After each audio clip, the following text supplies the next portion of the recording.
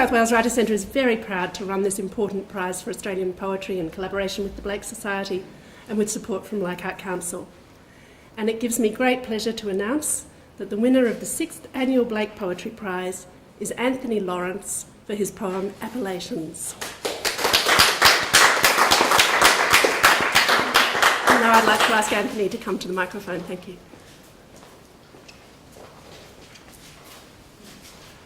Oh, thank you very much. And it's a great thrill for me to win the Blake Poetry Prize. William Blake, the great visionary poet, is one of my favourites, and I also love that I've won a prize that dovetails itself so palpably into the visual arts. For me, painting and poetry are inseparable. I think in full colour and write pretty much the same way, very slowly and layer by layer. Appellations. A semi-acoustic ballad merged with an instrumental of breaking waves as I entered the Black Bay Revivalist Church. Drawn by a mural of sailfish on the wall and the words, "Be thou my vision," in a clouting scrawl above a lit-up sail. And as my eyes adjusted to the light, I fisted the loose change I'd spared from a night out with my spirit of choice, my late brother, his collection of cowboy songs throwing up a chanter of dust over where I'd been uppermost and uppercase in the pastoral care of the here and thereafter, his features coming apart whenever I spoke of a road black with ice under his cruiser.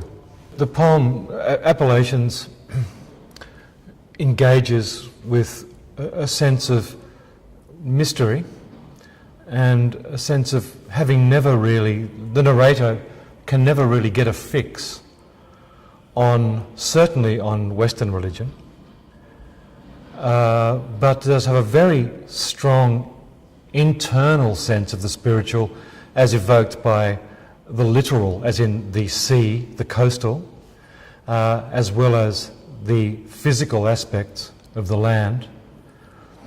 And I think what happens in the poem is there is a continuing interplay between conflict and inner resolution, between belief and disbelief, between mortality and vitality, between the ethereal and the surreal.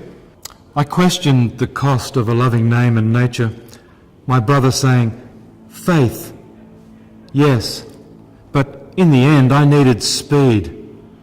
Then he faded, a slow dissolve from scene to scene, and walking to the wharf I followed patches of dry blood, like an archipelago, saying, "God," the hard syllable dying out like pain in a facial nerve. As I was writing the poem, I was taken over really by memory of certainly being involved with my cousin Peter, who sadly died tragically a number of years ago. The narrator at times plays hard and fast with the truth, but I think all poetry and all art does. I don't think it would be helpful for me to isolate which aspects of the poem come from personal experience, because that's not really in the end what it's all about, after all. It's about celebrating that which we don't know and that which arrests the inner attention of our imagination and our critical attention as well. So I wanted this poem to highlight what it really is to be driven by the imagination, to seek not resolution, but to seek a kind of a guidance into the mystery, which is what William Blake's poetry was all about, really, as a visionary poet, as a mystical poet. And as the day shut down like a faulty alarm, my brother waved from the fire a panel of sunlight had made inside a cave at Curlew Camp. And I knew that to abandon, not suspend disbelief, I could remain in contact with someone 10 years dead, and I could see, in autumn's lease of colour, in the fire water that died out as I waded to wherever I was going to spend the night, that we are, for all our need to take control, most likely not the ones in charge. The Blake Poetry Prize is one that I have, since its inception, have really thought what a wonderful prize that would be to win.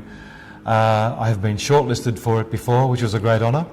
And the reason for this is that it's one of the big ones for me. It represents all that writing poetry for me is all about. It is about challenging my sense of the spiritual and what it means to be alive on this planet, the responsibilities of this, and also what a great gift it is for me as a man and as a young man who wrote his first poems to be able to live in the imagination and to retranslate the world, the natural world, the romantic world, the family world through poetry and offer those visions to potential readers.